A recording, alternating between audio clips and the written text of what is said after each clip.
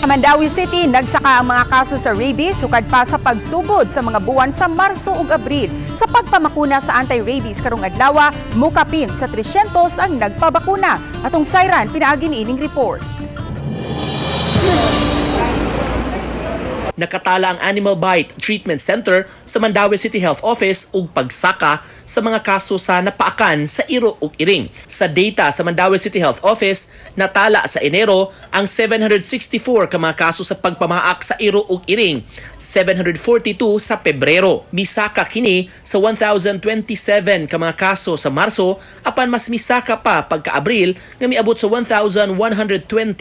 Sa kinatibuk-an musumada sa 3,655 ka mga kaso sa animal bite sulod lang sa unang upat ka buwan karong tuiga. Karong adlaw gipaabot nga mosobra sa 300 ang magpabakuna batok sa rabies.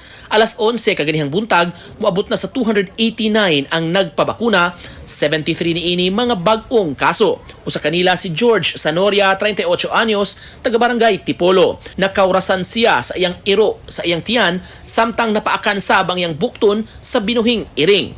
Minuto mo na kong lawas ko, yay. Naglabod ka kong, iyan na, agde rabi siyang iring da. Limpyo kita mong iring good.